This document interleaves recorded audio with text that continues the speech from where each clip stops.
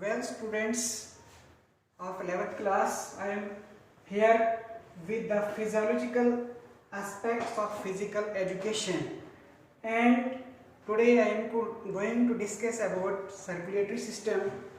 Just to recapitulate about physical education, why there is need of studying the physical education, what was the old concept, what was the new concept. Students, once I was watching live telecast from Kashmir University, where His Excellency K.R. Narayanan used to say during the convocation that if you think for a year, then grow a rice plant; if you think for a decade, then grow a tree; and if you think for a century, then educate a person. Games and sports are part and parcel of education. They teach us unity. They strengthen our body. That is why sound mind resides in a sound body. That is why games teach us unity, one for all and all for one. Games teach us patience. A good sportsman is one who wins without pride and lose without bitterness. And after all, lastly I will say in introduction of this physical education that games play a vital role in education. That is, it is part and parcel of education. It develops the sense of curiosity to face any hurdle coming in our ways. Lastly, as we have concerned with the human physiological aspects, let me firstly describe here metabolism. What metabolism is? Meta means various and bolism means system. Sum total of all the biological systems present in the living organisms, it is known as metabolism. It is of anabolism and catabolism. And today we have to discuss here circulatory system, we have muscular system, we have respiratory system, but we are concerned with the circulatory system.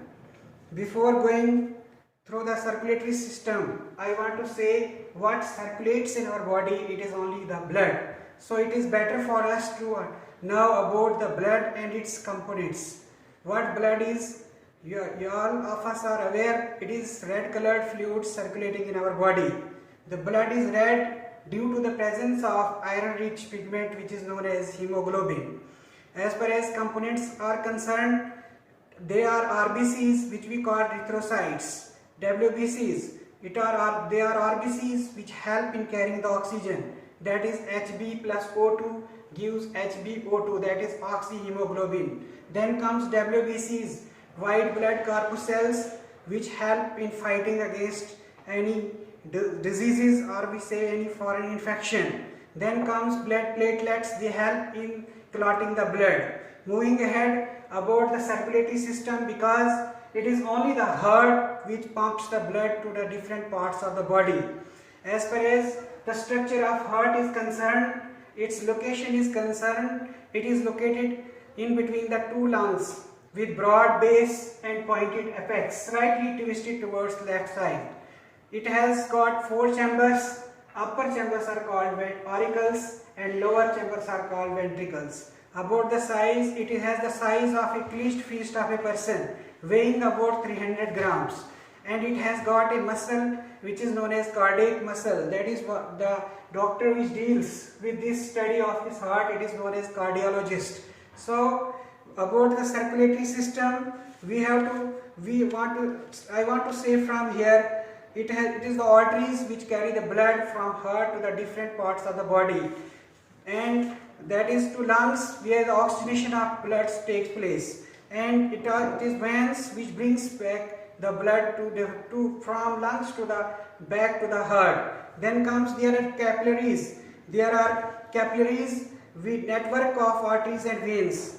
So because it is in physical education we have got a limited here. We are only concerned with the effect of exercise on the circulatory system. That is our topic, effects of exercise on the circulatory system. First where the size of heart increase. How the size of heart increase? If we go on regular exercises, the size of the heart increase, and also the capacity of the heart increase, As per as heart rate decrease. Normally heart beating is 72 beats per minute. But while we rest, when do we exercise intensely, and a heart beating of a long runner is 42 beats per minute. While due to exercise the heart becomes so much efficient that in just 42 beats per minute it can be meet the requirement of muscle while at rest. The heart beats rhythmically and spontaneously throughout the life, and the normal heartbeat is 72, but it is only the exceptions in the athletes which go on exercise. So we can say physical education plays an important role in the heart circulation, in the heart beating, then stroke volume increase. There is systolic and diastolic movement. It is also due to exercises, and due to this physical education, which is there is also change in the stroke volume exercise increases. As per as cholesterol level is concerned, it also decreases the cholesterol level of the blood. So in a number of efficiencies of capillaries increase, our capillaries become elastic. So there is no another, there is we become less fatigue. Less fatigue is delayed with the help of exercise in individual.